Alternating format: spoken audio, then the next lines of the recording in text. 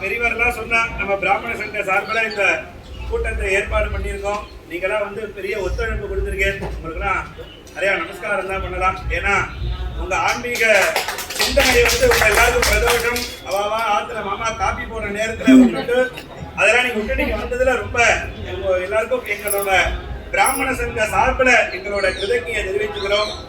எல்லாத்துக்கும் மேல நீங்க போய் கோவில்ல போய் இன்னைக்கு பிரதோஷத்தை பார்க்கல அப்படிங்கிற கவலைப்பட வேணாம்.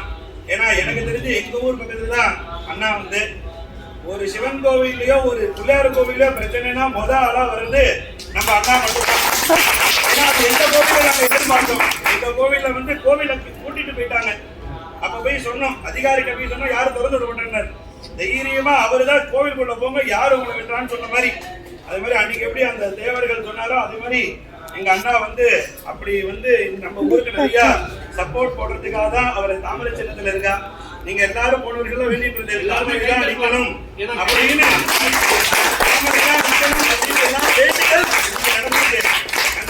நிறைவேற்றுறது உங்களோட கடமை தான். அதனால 23ஆம் தேதி அன்னைக்கு ரெட்டை இலையில செம்மண் வச்சு அவசரப்படாதீங்க.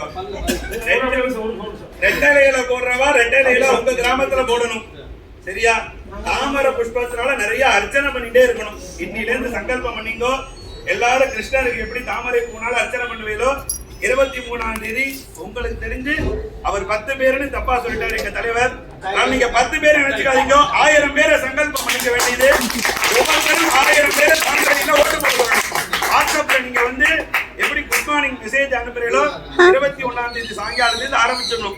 சங்கல்பம் பண்ணிட்டு எங்க தஞ்சாவூருக்காரா எல்லாரும் சேர்ந்துட்டு நம்ம அண்ணாக்கு தான் ஓட்டு போடணும் அப்படிங்கிற சங்கல்பம். எந்த ஊர்ல தாமரை சின்னம் நிக்கிறதோ எந்த ஊர்ல ரெட்டையில நிக்கிறதோ அவங்க கூட்டணிகள் எந்தெந்த இடத்துல நிக்கிறாலோ அங்கங்க உங்க சொந்தக்காரால சொல்ல வேண்டியது நம்மளோட உயர்வான கடமை. அதை அவசியம் செய்யுங்க. செஞ்சதுக்கு அப்புறம் பலன் கிடைக்கல உடனே போய் அவர்கிட்ட போய் நிக்கப்படாது. பலன் தானா நிச்சயமா வரும். இத்தனை நாள் நம்ம வேண்டிட்டு இருந்தோம்ல, பிரதம மந்திரி வரணும் அப்படின்னு நம்ம வேண்டிட்டு இருந்தோம், ராமர் கோவில் வரணும் அப்படின்னு வேண்டிட்டு இருந்தோம். அந்த பிரார்த்தனை இன்னைக்கு நிறைவேற்றிருது. அதே மாதிரி நம்ம முருகானந்த வரணும், அண்ணா வரணும் அப்படின்னு நம்ம என்னைக்கும் நினைச்சோம், எம்பியா வரணும்னு நினைச்சோம்.